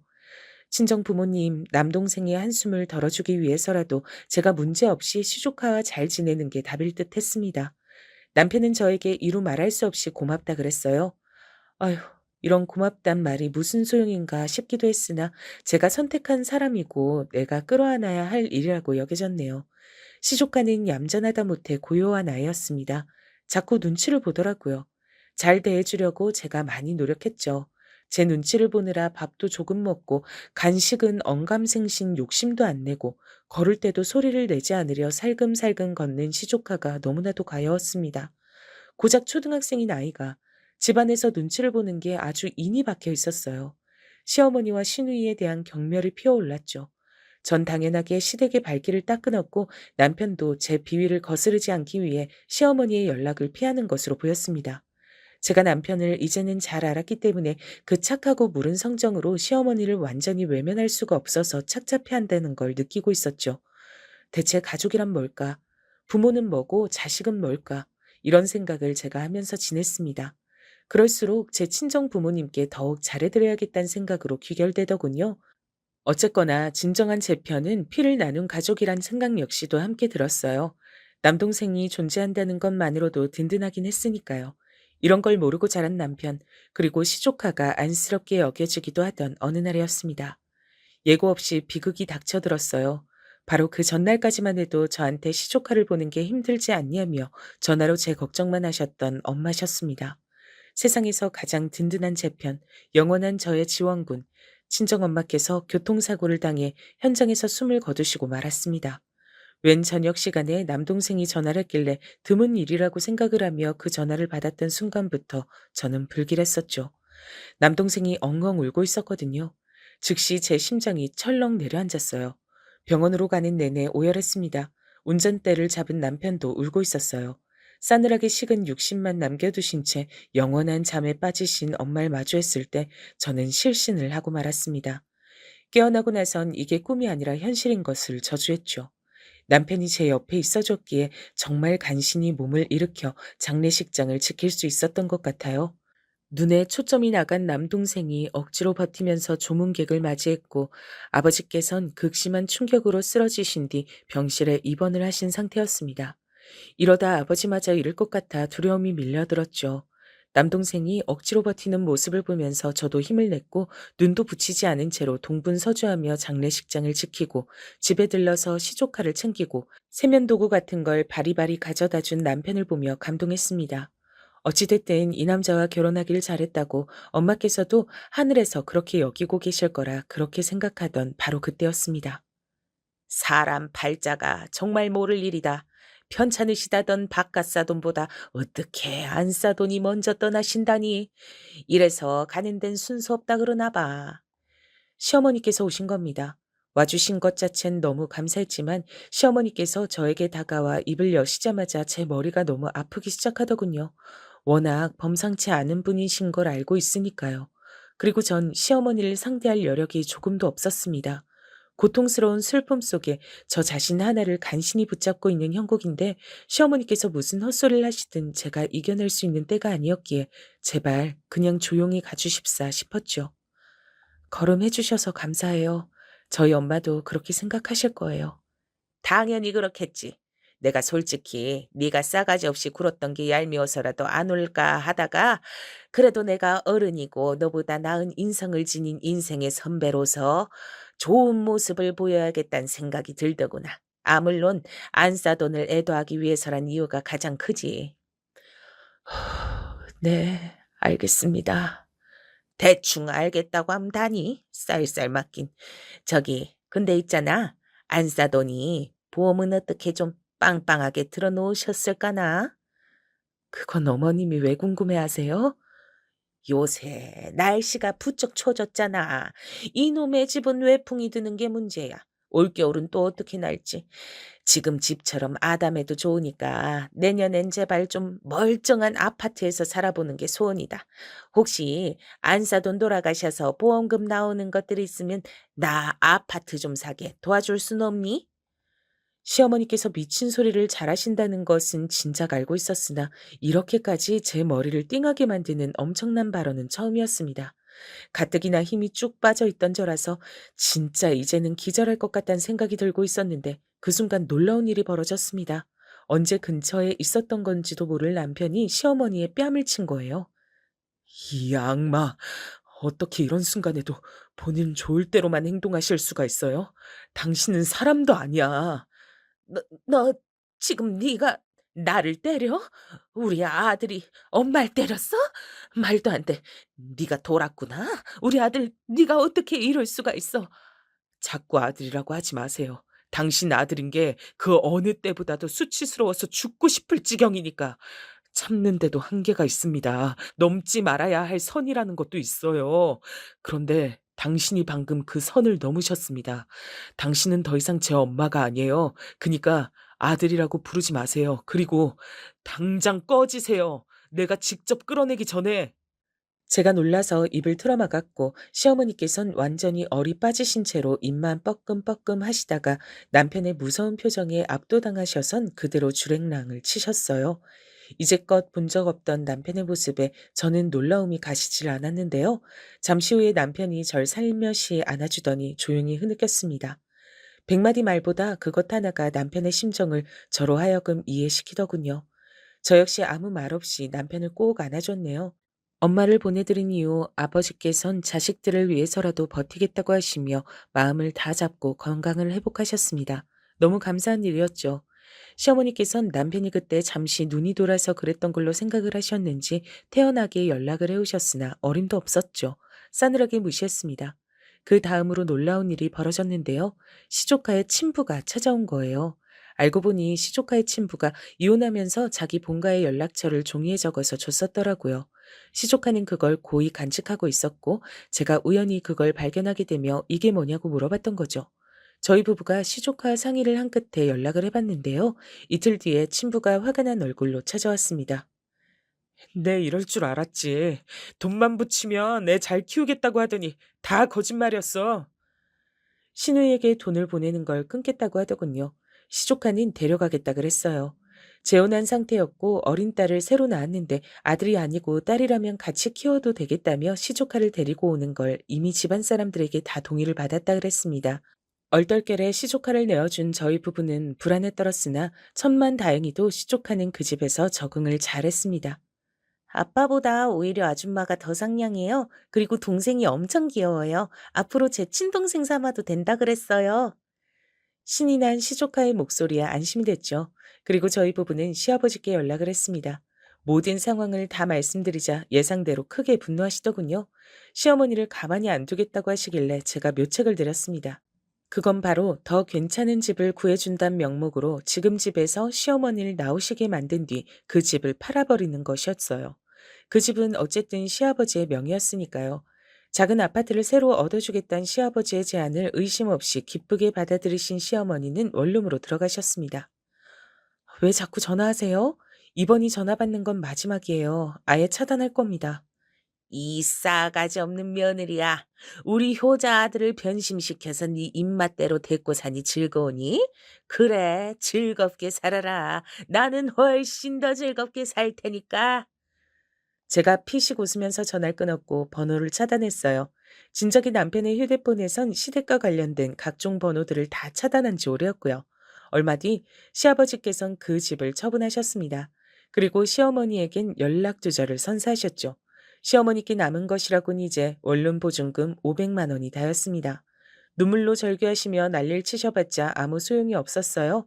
그 곁엔 아무도 남아있지 않았으니까요. 돌아올 곳을 잃어버린 신우이 역시도 처지는 마찬가지였습니다. 남편은 더 이상 자기 가족들을 거들떠보지도 않았어요. 그리고 친정 아버지께 열과 성을 다하는 사이가 되었답니다. 그 덕분인지 아버지께선 지금까지 건강 문제 없이 평탄하게 잘 지내고 계시고요. 남편이 가끔은 저보다도 제 동생과 더욱 사이가 좋아 보일 정도로 행복한 가족의 모습을 이어가고 있네요.